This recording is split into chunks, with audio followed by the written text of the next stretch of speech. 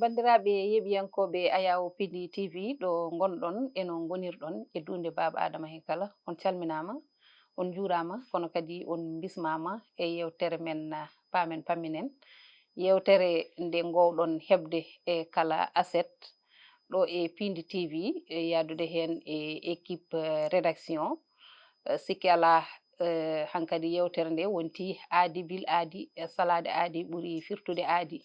en jetti jomiraɗo joom baɗe bawɗe o nde o hokki en fartange tawtorede kadi hande e oɗo ñalawma en jetti hen jomiraɗo no fewi kono kadi machallah en beltanima bandiraɓe ɓen yeeɓiyankoɓe Ayaw Pindi TV accuɓe hakkillaji mumen e ndeɗo yewtere paamen pamminen en bismimamaɓe kadi e ndeɗo yewtere Hesere Pulde gadduɗen hande tawi kadi eɗen gaddi toɓɓe ɗe ganduɗa ko toɓɓe mantiniɗe e actualité leydi Sénégal hono no gowɗen ɗum waɗirde ni tan e kala e saaha hande kadi toɓɓe men ma en dippu hen yadude hen e terɗe rédaction tawi e oɗo dumunna sikki ala ɗon gandi kewɗen yadude hen koye Amadou Moussa Anne to banggam ñaamo wondude Elhaja Ba Sarr to banggue nano en gari kadi gam rippude ɗen toɓɓe no hanniri ni toɓɓe men hande ko toɓɓe 5 ɗe ganduɗa kamen kala kadi ko toɓɓe mantiniɗe toɓɓere adana nde ko yewtere gendire yowitinde e waylo wayloji alhaali lawol leydi men Sénégal ko talata ɓennuɗo o joofi e gardagol horejo leydi ndi président Bassirou Diomaye Faye e nder ɗum noon woodi pellitte ɗe ganduɗa ƴettama hen ma en gare ɗum ma en gar e koɓe jaadi hen ko kono kadi e toɓɓe ɗe ganduɗa ɓe jadani hen ɗe kona ɗum ma en paw hen toɓɓere wonde ɗe ganduɗa yalti koye batu jagorɗe alarba ɓennuɗo o tawi nden toɓɓere kadi ko toɓɓere yajde toɓɓere kadi mantinide woni waylo wayloji e jangde leydi Sénégal holno jiruɗen ɗum ma en gar hen ndewnaten hen ko alhaali Amadou Ba deƴƴere mum eɗen gandi woni ko heewi haalaluji kadi e leydi ndi hewɓe nana kala hen holko jeeyi sababu kanko Amadou Ba en tant que chef opposition omo deƴƴi guila nden ha hande ala ko haali ala ɗo nana e ko refti hen ko kalaten koye alhaali drogue mo ganduɗa o ko drogue mantiniɗo walla taw ko Air Sénégal o taw refti hen mbiɗen ko teɓɓe 5 toɓɓere nayaɓire nde ko caɗele Air Sénégal kadi woni ko mantini e ndeɗo yontere kadi addi caɗele mawɗe kono kadi addi ganumaji mawɗi e ɓen ɓe ganduɗa kamen goni ɗannotonoɓeɓe nden toɓɓere sen ɓenni ɗum puɗɗen e artude e toɓɓere drogue mo ganduɗa ine anni e oɗo saaha sababude nangle kewɗe ɗiɗo dumunnaji fodde tonnes ji 2 fawama jungo e nder lebbi 6 tawi kalis poɗɗo yaltude hen o nde qima ma won 150 milliards e kalis CFA ɗum ɗon kadi woni ko yarda ataya no fewi e nder leydi ndi ko adi foof haade men natande bundi yewtere meɗen en calmodirtu e ɓe garduɗen gam rippude e toɓɓe ɗe Amadou Moussa Anne to banggue men ñaamo mi salminima gorko mo Hammady Hunare mi salmitimama debbo mo Diarra e Jammoli mi salmini yeɓoɓe kala e mbadi kuuɓal mi salmini Elhaja Bass mo ndenduɗen plateau o bismo bandiraɓe kadi e yewtere men hande nde ko noon yewtere men paamen pamminen Elhaja Ba Sarr gorko mbo Tulde Dimata salminama mi salmitima Hajja Halima mi jarnima no fewi kadi mi calmini dendagal yeeɓiyankoɓe Pindi TV kalteɓe mbawi wonde nder dundu babaɗo mum kadi enen ñaago Allah subhanahu wa taala yo rokku en kala ko wawi yewtede ɗo wawa kadi famede no hannirta wawa famede wawa kadi nadde e hakkillaji e yeeɓiyankoɓe kono kadi deeƴa e ɓerɗe mabɓe machallah ko ɗum de woni ko woni fandare nde ko adi foof en jahat tan nde tawno hojomaji ɗi ina dabɓiɗi koko dotta en natan to bundi yewtere men Elhaja Ba Sarr gadortoɗen koye alhaali nguɗo batu walla ni mbiyen yewtere gendire nde ganduɗa waɗino tawi koye gardagol horejo leydi ndi président Bassirou Diomaye Faye caggal nde uddinno ɗum ko e talata ɓennuɗo o tigui woni ko nde yewtere uddi tawi toɓɓe kewɗe ƴettama hen woodi hen koɓe jaadi woodi hen kadi toɓɓe ɗe ganduɗa peut être ɓe jadani hen nde tawno miijoji jiida en jii woodi toɓɓe mantiniɗe ɗe ganduɗa hande o yimɓe fof mbi ko machallah ina foti wonde sababude lawol leydi ndi no lelorini an hol toɓɓere nde garata nde ganduɗa ko ɓurde mantinade nde ganduɗa tan an ndeɗo ine hawranma aɗa yaadi hen kadi no lelnirani kadi ne ɓuranma Halima ko adi foof ko weltanadem kadi weltanade kadi surtout nde ɗo toɓɓere ngal ɗo makko wonde fayida surtout ene yarde ataya no hannirta ni hen ɗo e ɗum ɗo kono enen haqqille men ɓuri nangude comme par exemple aɗa andi toɓɓe ɗe presque sa ƴeewi eɗe tongo e toɓɓe jeenayyi ɗe ganduɗa hoore ma ɗe vraiment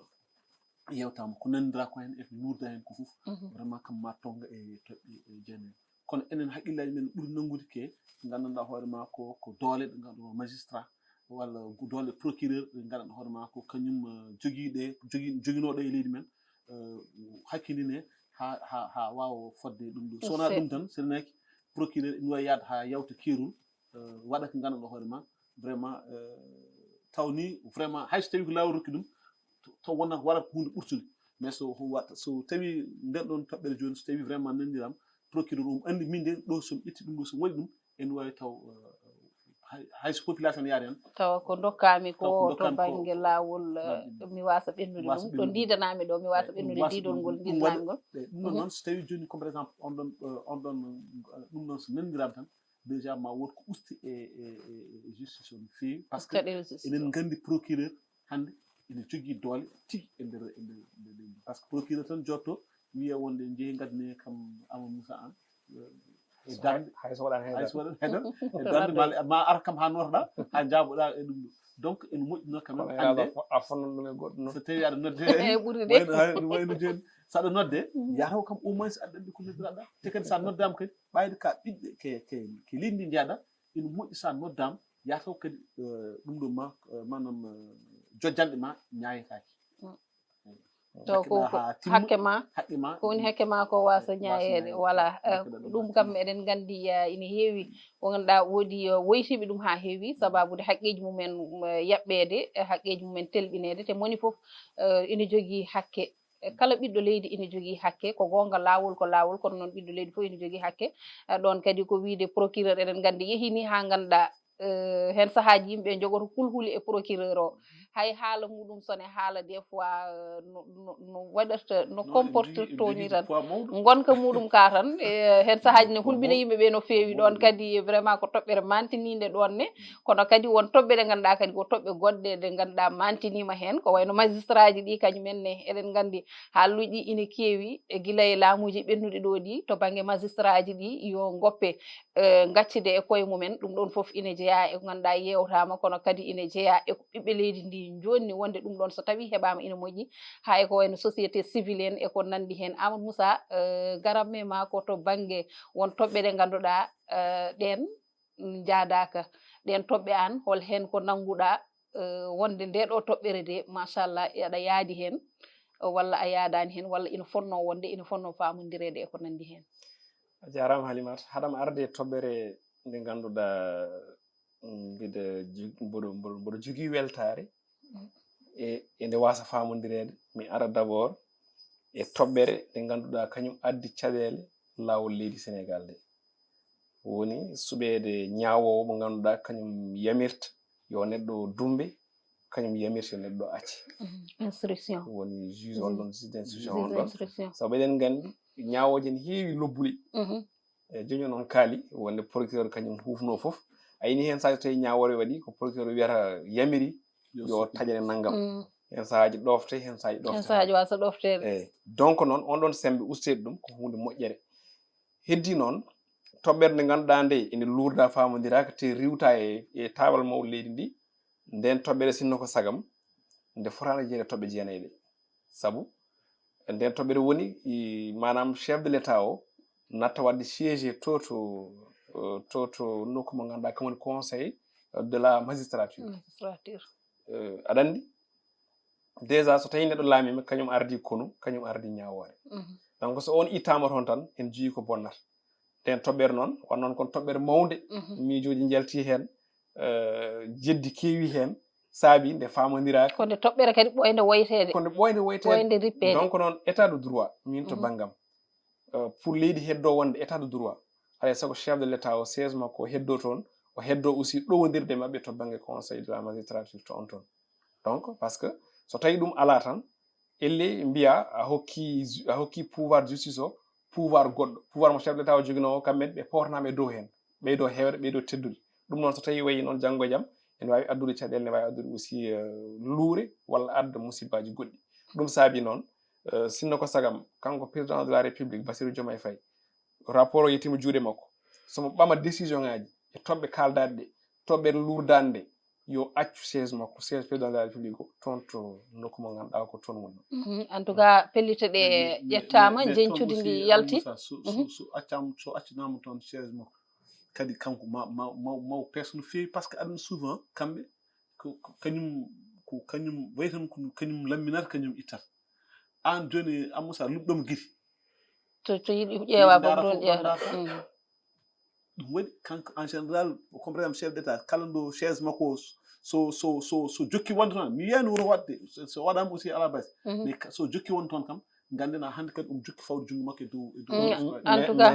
cas mais c'est normal so tawi chef d' état ko kañum ardi leydi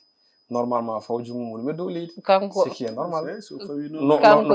kanko no fayir jungo makko ni e dow dadiɓe nono jogui droit fayir jungo makko e dow aussi ñawoɓe par ce que wiya ko mawɗo leydi kala ko woni e nder leydi ko kañum woni dow par ce que c'est à dire ko régime présidentiel jogui ɗen oto yejjita en jiiɗani e certaine leyɗele ɗe ganduɗa hande juge uji ɗi ko indépendant juge uji ɗi haydara fiindirano mumen to banggue régime présidentiel o par ce que ɗen jogui kañumen doole mumen e semmu men banggue jaari sen dokki yeru ñanden ɗo États-Unis woni mo ganduɗa kam woni Donald Trump nde ñawande woni coupable par ce que kala ko tuuma ko faama e dow muɗum holto jiiɗa neɗɗo wona coupable et puis acce hoore galle mum waɗi ɗum ko ñawro wonde indépendant ɗum noon en mbawi yettide koye men e États-Unis par ce que régime o wona goto régime o jiiɗa toon kala état ne jogui en jogui no ñayri en jogui no waɗi to jiiɗa état goɗɗo donc noon enen ɗo ko Sénégal joguiɗen ken leydi tokosiri on toon banggue kadi ko régime présidentiel waɗa ko toɓɓe ɗe ganduɗa ɗe ko tonggode koko winda e constitution leydi men Sénégal guila nden pour ɗum changer il faut nawe to assemblée nationale walla noon comme par exemple hay so tawi comme par exemple chaise makko neɗɗo toon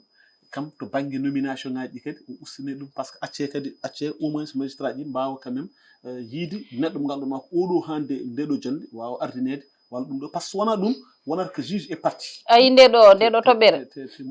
toɓɓere ko woyande sa ƴeewi kono ɓoyde woyede ko wonde ɓoyde kadi rippede hay e président oɗo jaltuɗo Macky Sall nde woni ɗo NG saha fof caɗele ine dañe wiye wonde to banggue magistrature kanko kay ko ardiɓe ko o foti ko ummade toon o foti ko ittude hen jungo makko o foti ko ummade kilfande makko donc heddoto ko heeɓe walla wasa heeɓede ko wawi hen wonde foof kam kanko président jencude yewtere nde ari e juuɗe makko ɗo joni ko kanko yurnitto ɓe ƴeewa hol hen koɓe cinata hol hen koɓe jaɓata e hol hen koɓe caloto ko wawi hen wonde foof ko woni yesso daɗani guite moftanen ɓooy peut être ɗo e balɗe ma faamen no yaari ni ɓiɓɓe leydi ndi heddoto tan ko kañumen moni foof ine jogui yiyande mum kono kadi ine jogui yidde nde ganduɗa kañum ne sinno ko saago mum no Amadou Moussa wiri ni no yiɗiri ni annene kadi no mbiruɗa ni goto fof ne jogui ko ganduɗa sinno ko saago muɗum yidde muɗum nde yaara noon kono tan leydi kadi ne waɗi kuule ɓennen e toɓɓere men ɗimmere nde nden kadi ko alhaali pellite goɗɗe tawi ha hande umori koye horejo leydi ndi président Bassirou Diomaye Faye ɗum koko ummi e batu jagorɗe Amadou Moussa Anne conseil des ministres ɓennuɗo ɗo o ñande alarba nde eɗen gandi alhaali jangde nde rippama hen no fewi tawi o wi ko wonde omo yiɗi tigui wayloji mbaɗa hen no moƴƴi tengti e jangde lesre nde kono kadi o yeehi ha o memiri ni hay jangde privé nde kono an to banggue jangde nde wayloji ɗi to banggue ɗemɗe gendije ɗe ha kadi e ɗemgal anglais hol yiyande ma e on fannu ko miijo moƴƴo mais wadde ɗum woni probléme o par ce que Sénégal tan il faut d' abord yimɓe duttiro caggal seeɗa Sénégal tan wawa wurnude walla mi anda no mbiyami huɓtidinde goƴaji jangde nde jimi wiɗo so tawi neɗɗo jibinama ha naati jangde yettima janggi ko fof ko janggude eɗen gandi hewani haadde tan e leydi ndi par ce que heewi yaade caggal leydi donc so tawi systéme o serti imagine ɗon ko probléme wonata par ce que mi nani on wi hen wondene sinno ko saga ko fina tawa o e aadaji ɗi taw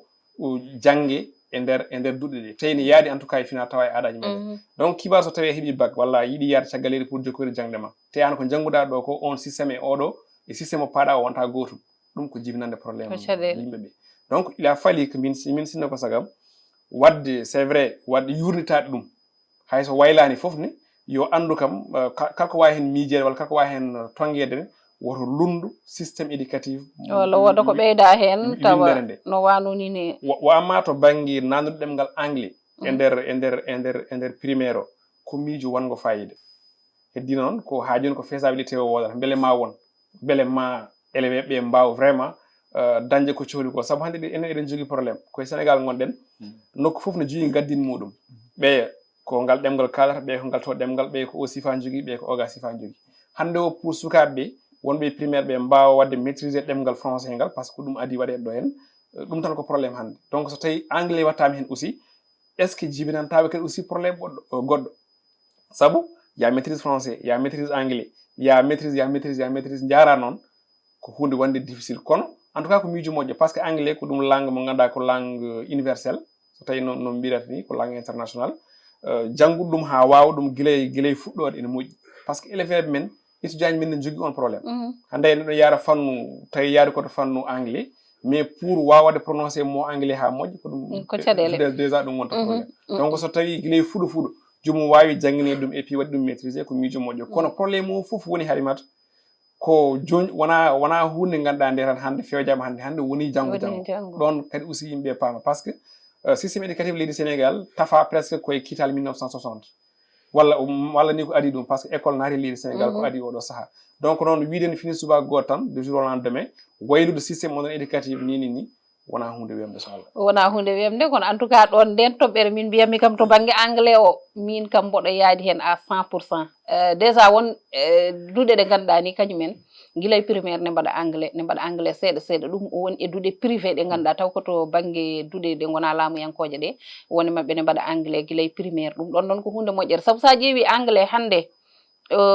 wonto jahata wonto aɗa yetto a tawata toon français anglais o ko on tawata toon donc so tawi waddama hen kadi no wadde ɗum maîtriser kadi ɗo fuɗɗorte ɗo eɗen gandi fuɗɗorte ko tawa ɗo jangde nde ko wayno collège ko toon anglais o fuɗɗete fuɗɗede ɗum noon guila primaire he ɗum kam min kam mboɗo yaadi hen ina foti wonde kadi so waɗama kadi min e yiyandam ma won gartam no fewi saabu hen saahaji aɗa yiya ɓe ganduɗa ko wayno amen so tawi on cours aɗa doganno ɗum walla ko nandi hen sa renayi tan hay hunde a hoccata hen Elhadja Ba Sarr mi arayma e banggue so tawi kadi aɗa yiiɗi jubbude e banggue anglais o nattine ɗum walla ɗemɗe guendije ɗe no wirani e neesu meɗen e ko nandi hen garta hen taw koye morlal jiire kono payamme ma koto banggue duuɗe ɗe gona laamuyankoje ɗe no wirini ɗen duuɗe il faut ɗe ƴewte saabu noon won duuɗe hen ɗe ganduɗa tawat ko ndewnaka e lawol woni hen ni keɓata yamirore laamu pina tan uddita duuɗe mumen ɗum foof ko maɓe jurnito ɗum ne kadi mataw koye pittugol ngol ha hande jeeya ko noon koye wallahi no mbiɗa ni ke pittugol ngol jeeya eɓen jokki fittude kono ko ngol ɗo pittugol kam min mbiɗa yaadi hen mbiɗa yaadi e comme par exemple duɗal uddita duɗal taw vraiment hay autorisation goto ala yimɓe ganda boom holko pota janguinde vraiment ɗum kam so tawi en mbawi fawde hen junggo min mbiɗa yaadi hen no fewi mbiɗa yaadi hen kay à 100% kono mbeɗa ɗes jogade kulude seeɗa aɗa andi to jogtom kulude woni comme par exemple so ruttinima to banggue jangde to ay ko heewi hande so tawi ɓe taftorno min sino min taftorno taftortomi ko jangguinoɓe d' abord jangguinoɓe koye mumen par ce que heewi hande faiblesse mo ganduɗa hoorema ina teska a faami idi koto jangguinoɓe to sa wi joni aɗa jiggo kadi ko fotino anglais hande no wayi teddude mbiya ya waɗ ɗum guila primaire te sukaɓeɓe au moins yooɓe mbawa janggude kam han mbawa wadde maîtrise par ce que hande e heewani ɗo jaggata cukalel boom tawa ɗum ene waɗi maîtrisé walla taw comme par exemple lecture hande tata ɗum ko ɗum foof ko initiative mo ganduɗa hoorema ene waɗa permettre waɗa éveillé cukalel nguel ha wawa ha jangde wawa ɗuminde mais hande a tottata cukalel hande texte yo liranma ronkata boom yewtude donc ɗum ɗon ene jaari namdade est ce que jangguinoɓeɓe beele kamɓene eɓen mbaɗa ko mbiya ko walla ɓe mbaɗani donc pour min seɓe jurnomo ɗon aɗa andi ñanden won waji goto o wimi Diomaye en walla o wi laamu kesngu yaawi yewtude keerol ɓe ponno ko fuɗɗirade yurnitade administration meɗen hol lelgo ngo no wayi haaɓe mbaɗa ɗum maîtrise haaɓe gayni ɗo e 1 an ɓe puɗɗo yaɓande dawe goɗɗe mais tant que ɓe bilñitani ko woni ko ɗoyti a faami eɓe gaari se mbiya ɓeyden goɗɗum ɓe goni ke addande yimɓe tan caɗele mais wona ha yimɓe wadde effectivement taw ko ɗo ɓe puɗɗori ɗo wona ɗon ɓe ponno fuɗɗorade en tout cas yooɓe puɗɗiro less no mbiɗa ni kadi mboɗo yaadi hen saabu noon hande o jangde nde wonno yaari jangde nde won caɗele goni hen sa ƴeewi hande sukaɓe ɓe ngala niveau ji déjà ɓe ngala niveau ji sukaɓe ngala niveau ji haydara ƴeewa so tawi a yerodiri jangde nden e jangde joni won e duuɗe sa yerodiri ɗumen aɗa wawi mo ganduɗa an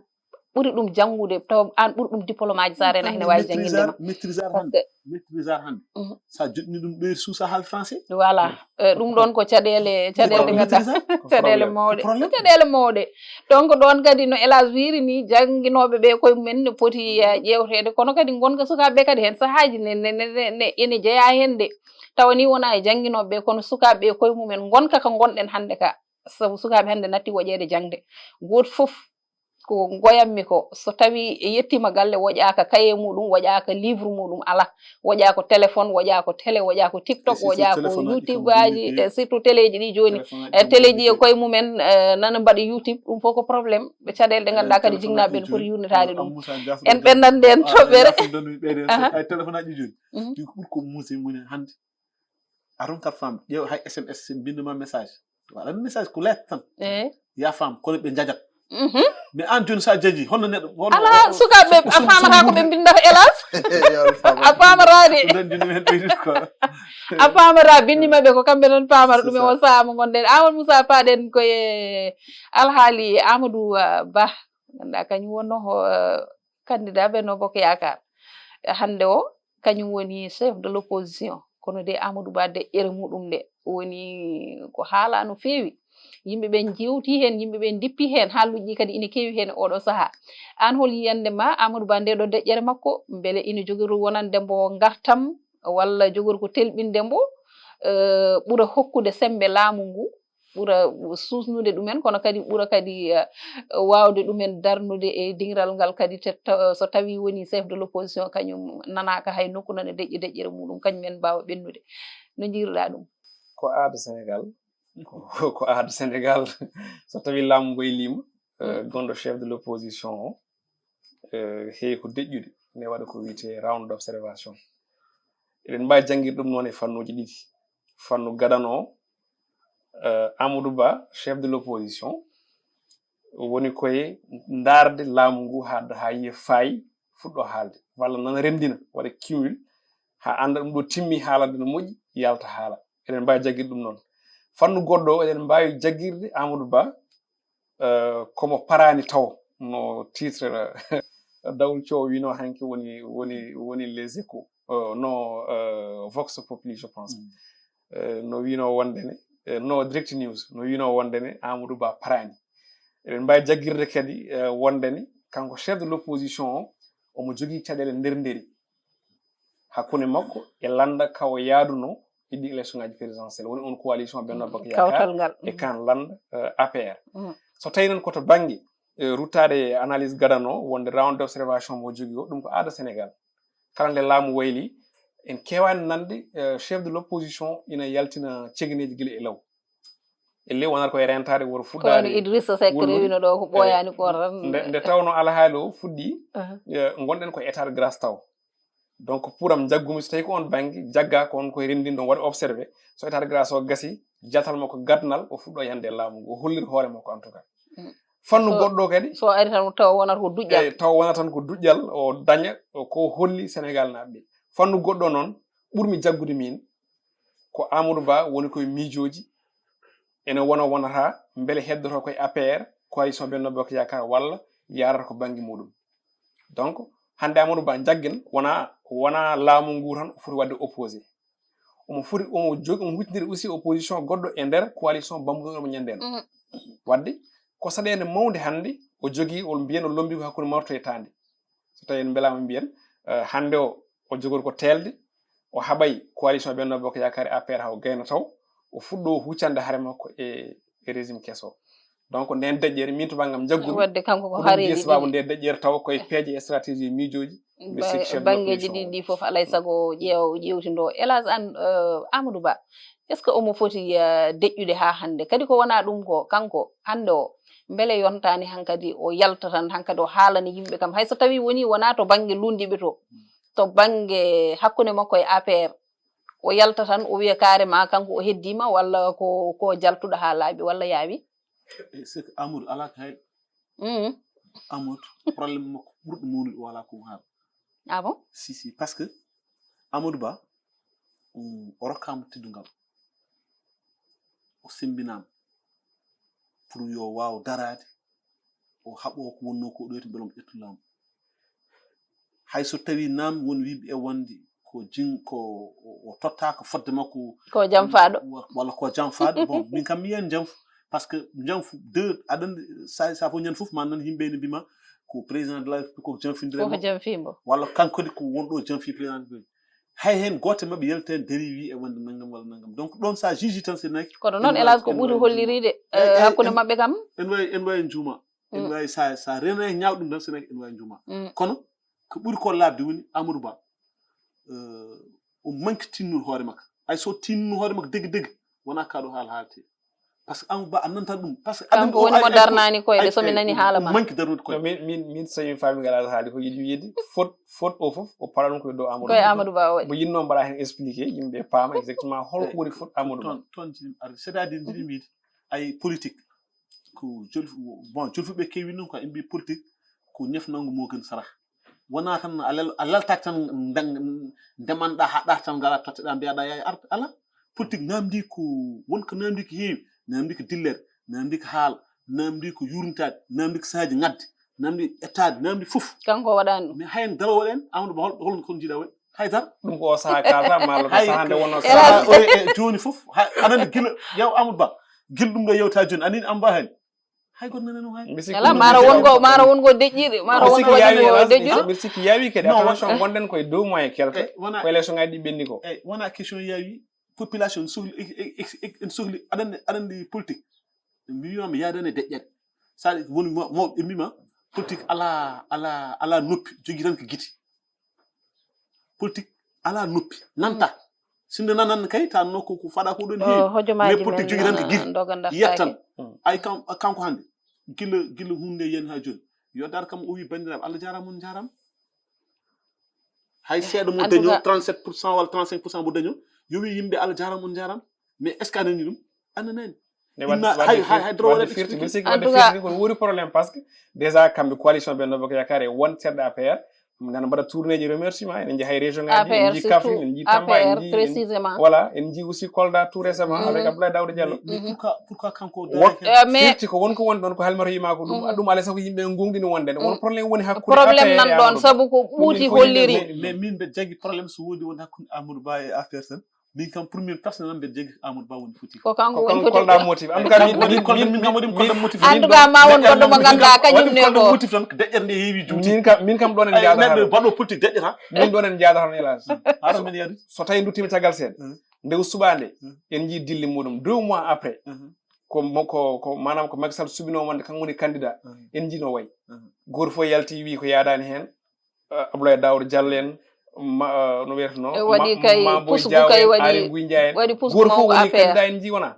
donc caggal muɗum yimɓe fof ɓe hen garti e kunnude e ɗemɗe kono ɓerde mumen gartani won hen muyani no mayo Amadou c'est très normal ay non mbimam so mbiɗa watma expliqué ay politique hande namdi ko an joni so minen mbaɗma investir politique ko investissement ha gasi an a darnat hoore ma en tout cas mais sa ñimnan hoore ma Amadou ay kanko joni ndo waɗande choisir min yimɓe fof mba jabde wadde min somi salim wadde probléme wona kanko yo ɓorno paɗe makko ƴew yo ɓorno paɗe makko o teppito ɓorno paɗe makko o ara toyam o wiya Abbas min noon vraiment mi yii ko cuwam ko a salim kono noon min mbiɗi jaaden sabu min mbaɗami koko min jaggum probléme o ko cuɓiɗo mo woni Macky Sall koye Macky woni probléme hoore dande APR ɗum il faut yimɓe jaɓa ɗum haalde coalition Benno Bokk Yakaar e APR woni probléme mabɓe fof ko Macky Sall gasi aɗandi kam ɗon min mbiɗa wawi jaɓandema aɗandi waɗa kam jaɓandema woni presque les partis politiques ɗum woni probléme ɓurɗo mo wonide hande mbiɗa yinno bom cag après peut être min jewti hen mais cukagu ngu hande ina foti dartade yurnito politique men o no wayni ay politique o aɗani no wayi nden toɓɓe ina gasa ma aroy Elage Bass an tan haalata an waɗat décidé an voilà nden toɓɓere ina gasa nden toɓɓere ma en garoy hen émission ngaji meɗen paadi min kam en tout cas onon ɗiɗo on lourdi e banggue Amadou Ba to banggue kañum e APR ko nandi hen min mbiyatmi ko Amadou Ba min yiyandam personnel mi wonani hay nokku yiyandam kollirtum yiyandam personnel Amadou Ba ko gonga noon stratégie politique ine jiiɓi ñande fof ko ɗum kalanmi a famata gueɗe mabɓe kono kam ɗo joni omo foti yaltude par ce que neɗɗo kadi Amadou Moussa aɗa duñe mais ma yaltu mbiya yimɓeɓe min kay mi weldita e ɓeeɗo walla mi ƴetti responsabilité yam komi jaltuɗo hankadi kono noon hunde ne hawni seeɗa jafoɗa kam en tant que chef de l'opposition yaawi laamu kesum ko a 2 mois quelques jours tan dañi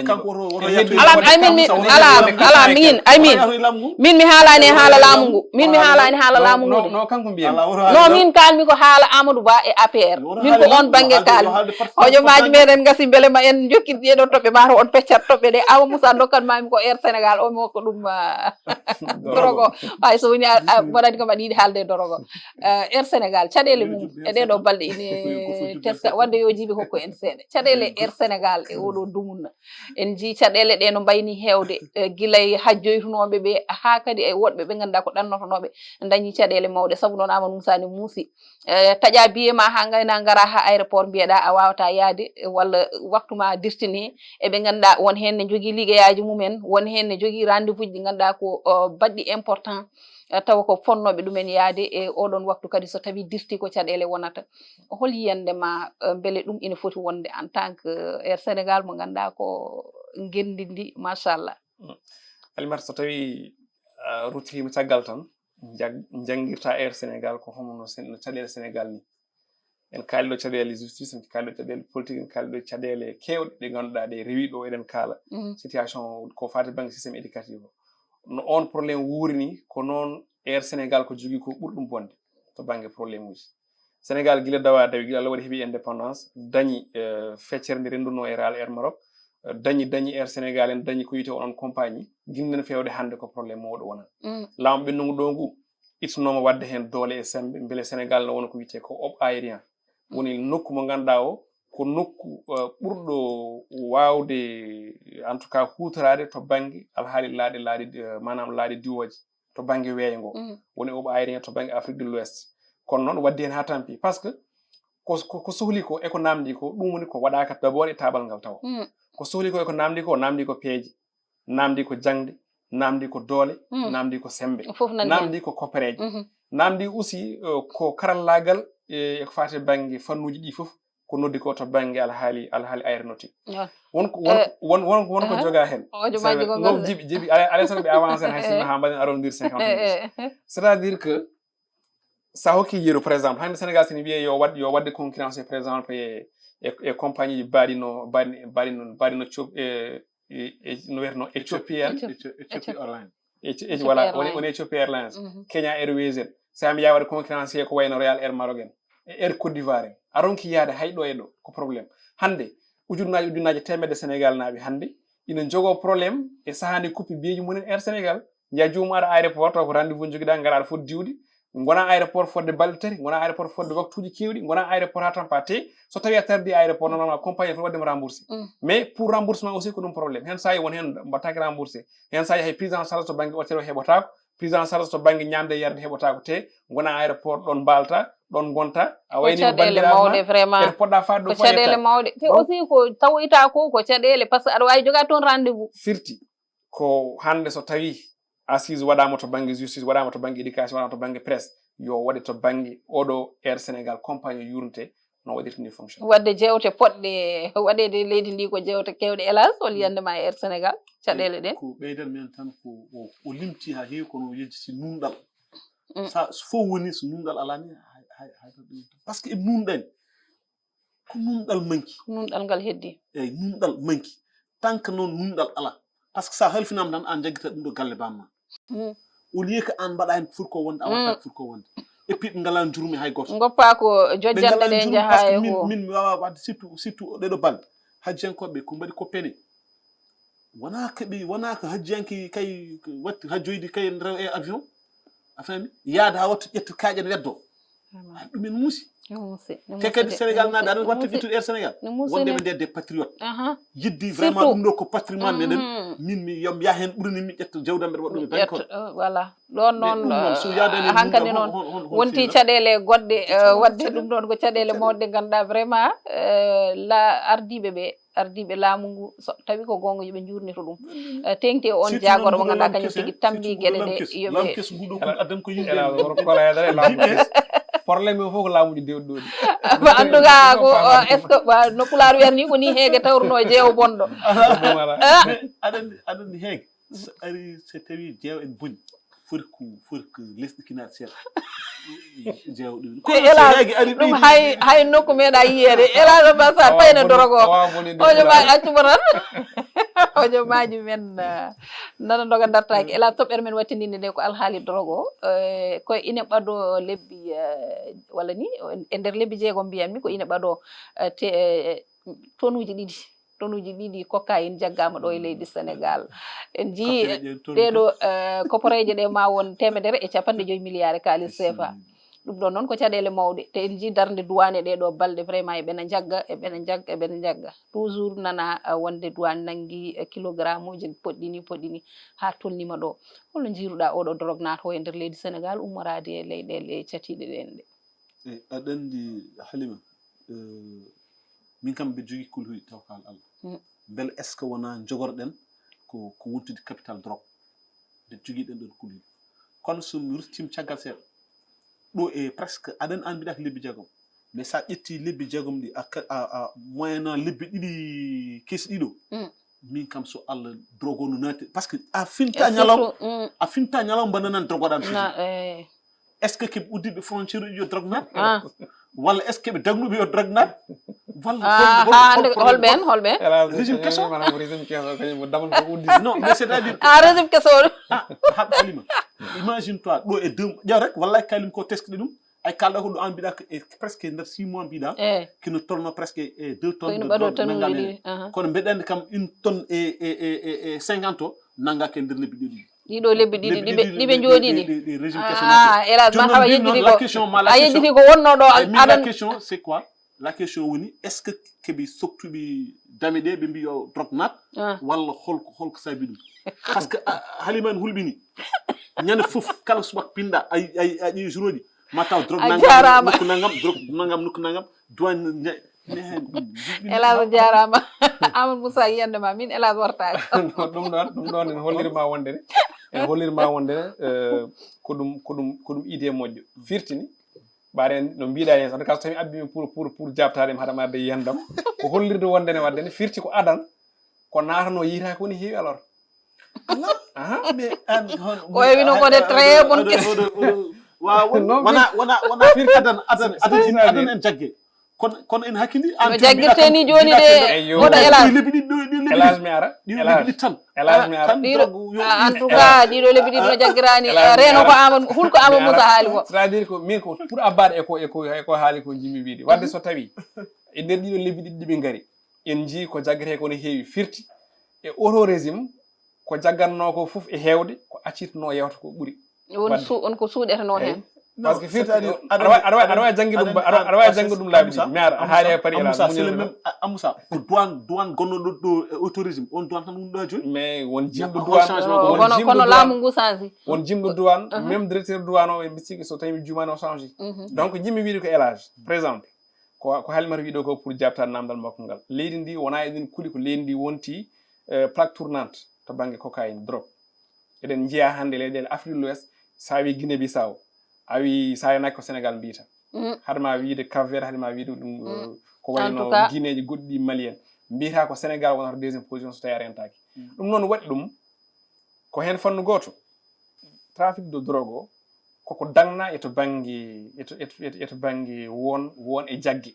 e mbawi wonde jaggue dadiɓe e mbawi wonde jaggue laamu to banggue politique e mbawi wonde jaggue ni hohoɓe diine e aada eto banggue leydi ndi foof ne wawi wonde taw ko narcotrafiquant en enen jogui de yimɓe ɓe ganduɗa ɓe ko kañumen gaddoyta ene nanna ɗo so wiyama tan oto naggam matricule naggam walla numéro téléphone naggam walla inde kaari laissé aller o acce yaaha ɗum ne wawi wonde ko heddi ko noon hen fannu goɗɗo ko hunde moƴƴere to banggue leydi ndi ko nanguete ko hunde moƴƴere to banggue leydi ndi pourquoi drogue ko hunde ɓurde wawde hutorede windere nde leydi aduna to fonctionnat ɗo ko ɓuri hen ko heewde ko drogue oɗon drogue dure on ɗon e cocaïne ko kañum ɓuri ene ɓuuri wawde hutorede to banggue fonctionnement leydi to banggue kalis muɗum e to banggue drogue o e hoore muɗum joni noon mi hokko yeru dabbo tan kala gollorde ngel jiiɗa ɗo e nder leydi Sénégal hono douane e wawde nannude kayit leydi ndi yirtaki sa ƴeewi hitande ɓen ɗo nde ɓe nanni ko ɓuuri 1000 milliards ɗum noon milliard o ɗum heɓaki tan e Halimata Diallo Mauritanie walla Mali waɗi ko wiyete ko de douane muɗum ujunnaje ɗiɗi heɓaki ɗon heɓoto koye nanggal dorog e gueɗe kaɗaɗe ɗe ɓe nanga par ce que ɗum ko tolni ko manam ko ngakki 2 tonnes so ƴeewi wiyama ko 150 milliards de francs CFA ɗum laamu nanggata ɗum duppa laamu ruttinta ɗum to ummi to laamu weɗi taw ɗum e gueeƴi ko nanta drogue duppama ko chambre indien duppama ko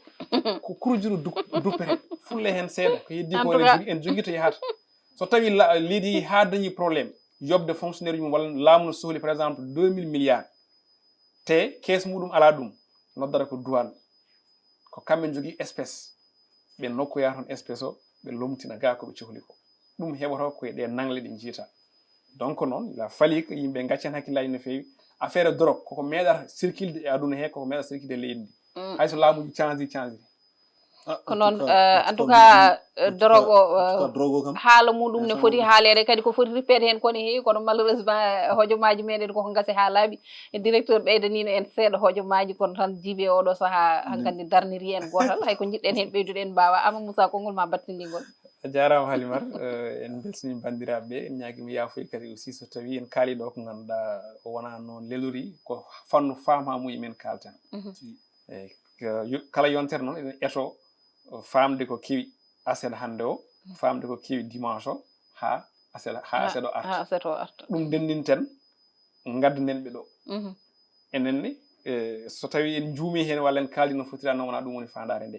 eɗen ñaago yafuya eɗen calmini moni fof eɗen jetta moni kala eɗen jetta aussi plateau eɗen jettuma e ɗo ngo no fewi a jarama Seydi Ñebbe mbiɗa wata yettonde ni saabu koye haajuji paya Elhadj Anne ɗon tan puɗɗotema ɗum mbiɗa ɗo oto artirɗo Amadou Ba de on mbiɗa ɗo kalɗo ala Amadou Ba kay accidi ɗum miten yo so tawi woni ko yo wat feere o yalto haalde yimɓe kanko so tawi Amadou Ba ene yilo opposant yo opposant yo yalto haalde yimɓe Amadou Ba e konngol ma mayni konngol ma battiningol kongolam ma wi kongolam battiningol ko yettude e jarni tan surtout aussi vraiment e weltanade plateau kadi yettude e jarnude ɓe gandanɗo hoore makko kañum goni les hommes d'ombre wonɓe caggal so ɗum wawi feñde ha laaɓa ko kañumen goni sababu o mais kadi ko reftude konngol Ama Moussa an yafnade surtout bandiraɓeɓe en ganda ko pamɗen ko tan ɗum eton ɗen famminde donc à chaque fois semaine o gontake miijaɗo ɓurno ko kewi so yi ha yonti gona wittoji ma e fof voilà woni ko pamɗa ko pawta e taw ko noon kono noon Allah jarama on jarama Elhadj Ba Sarr wondude Amadou Moussa Anne en beltima no fewi machallah saabu yewtere nde kam hande jirwi no fewi woni opposition e kabdiɗo muɗum opposition e pouvoir voilà ɗum noon kono noon tan maro hen sahaji kadi ɗum kadi alay saago ara hen saabu so tawi dawrugol ari tan hen sahaji ko noon kewɗen wadide tawno ko ɗum woni renndo ngo kono kadi ko ɗum woni ko yimɓe guuri ɗum ko guila e galleji ha e foof en jafnima bandiraɓe no mbiruɗon ni tan kala hen ferguitande nde ganduɗa ferguitama ɗo henne ni yooɓe gandu kala ko ferguita hen wona ɗum wonno fandare nde kay ko addandeɓe ko ganduɗa ina weltinaɓe kono kadi ina famminaɓe no mbiruɗen yewtere nde ni en jetti en jarniɓe kamɓe kala ɓe ganduɗa ɓe gacci hakkillaji mabɓe e yewtere nde eɗen jiiya message uji ɗi eɗen jiiya kadi hayso yewtere nde arani noɓe jimdorto yewtere nde ni kono kadi haalaluji mabɓe wasiyaji mabɓe wajuji mabɓe foof eɗen goppi hen hakkillaji meɗen no fewi yoɓe gandu ko enen ɓuuri horsindeɓe enen kadi ɓuuri yiddeɓe mi yetti on mi jarni on onon ɗiɗo kono kadi mi yetti ɓe dariɓe ɓe ganduɗa ko lang mbiyata tan yewtere nde ne rewa lawol no hanniri ni Djiby Dieng wondude Abou Ba to banggue montage en jetti Ali Fall bandiraɓe gasi yewtere men pamen pamminen e o aset hande aadi men ko aset paaɗo so hawri e welede Allah ɗo e nden enen kala yen gone jaam on jarama.